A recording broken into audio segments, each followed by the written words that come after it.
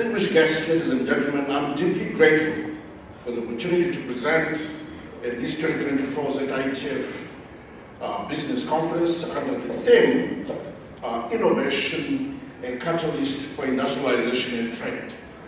And I think there's been eloquent presentations on innovation, and Dr. Maj has presented on Z, so I can talk about climate. I can talk about something else. So I'll talk about something else, which is climate. So I've been requested to speak on climate change financing and its implications for industrialization and trade.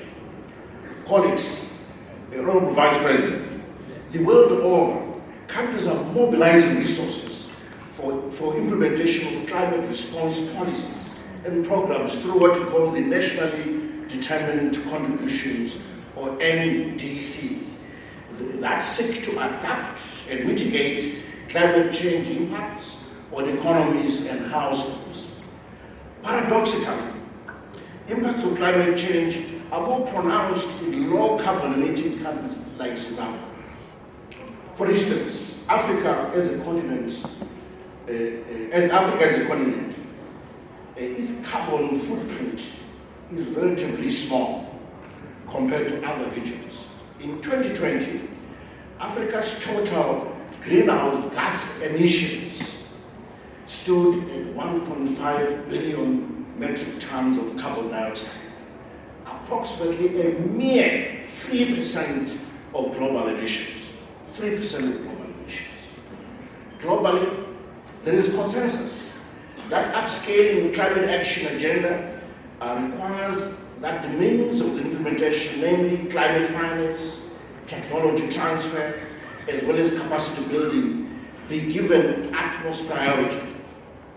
Hence the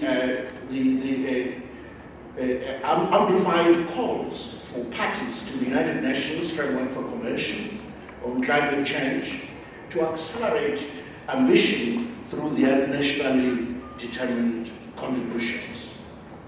In essence, developing renewable energy sources in Africa could help to reduce the continent's reliance on fossil fuels and reduce carbon emissions, as well as creating new opportunities for economic development, job creation, and poverty reduction. In addition, Africa needs new innovative ways to utilize its forests, such as the Congo Basin rainforest, the Guinea-Congo forest, the East African coastal forest, the Miambo woodlands, and the Sudanian savanna, and our Zimbabwe forests. These forests have a significant role in the global carbon cycle, in the acre's carbon sinks, and hence have potential to play a major role in carbon trading. Despite this huge potential, Honorable Vice President and colleagues, the current value of carbon trading in Africa is relatively low, contributing only a paltry 2% of the global carbon markets of trading, taking place mostly in the voluntary carbon market.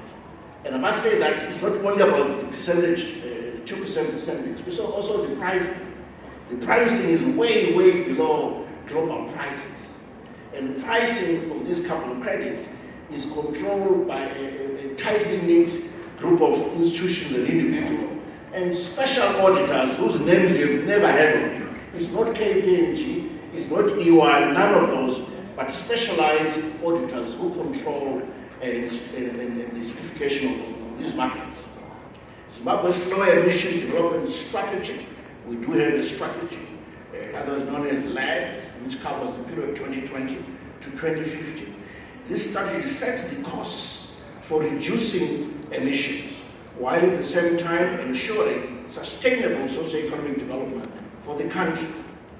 The strategy is based on the government's economic planning and covers mitigation measures across 4 key sectors of energy, industrial processes and product use, agriculture, forestry, and other land use and waste. It is worth noting that in the energy sector, the National Renewable Energy Policy of 2019 recognizes the high upfront and production costs affecting the economic viability of renewable energy products. This creates the need to balance between project viability and affordable energy costs to provide citizens of Zimbabwe with cleaner, greener, and cheaper energy options. This policy outlines a number of incentives for promoting investment in renewable energy in the country. For instance, viability gap funding is one such instrument aimed to increase electricity access by developing off-grid community projects in rural areas.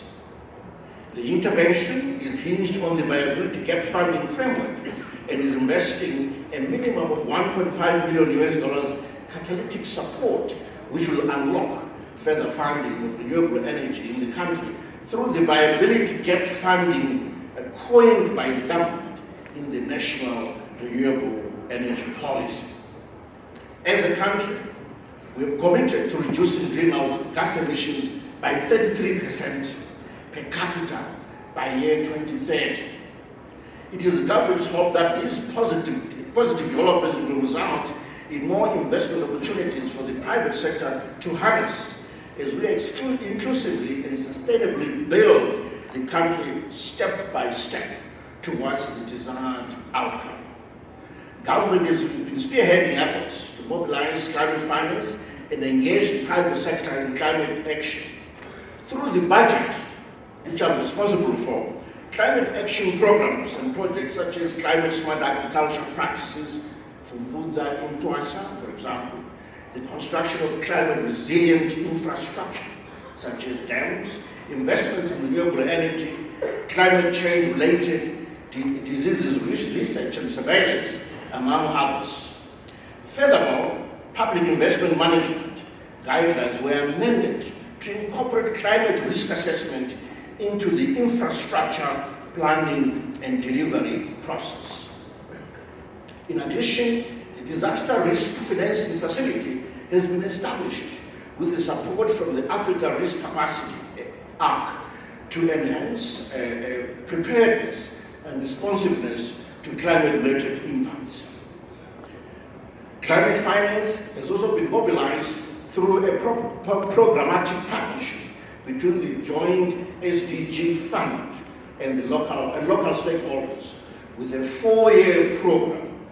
So these partners are UNDP, United Nations Educational, Scientific and Cultural Organization, UNESCO, the UN Women, United Nations Capital Development Fund, and the government of Zimbabwe. They were having allocated $45 million to catalyze investments in renewable energy for the acceleration of the attainment of the Sustainable Development Goals. The joint SDG fund is contributing $10 million, while the Infrastructure Development Bank, IDPZ, and local private sector partners, which include Old Mutual Investment Group, Zimnat Asset Management, and CABS, are contributing $35 million. It is also worth noting that government has pronounced carbon credits trading regulations through statutory instrument 150 of 2023.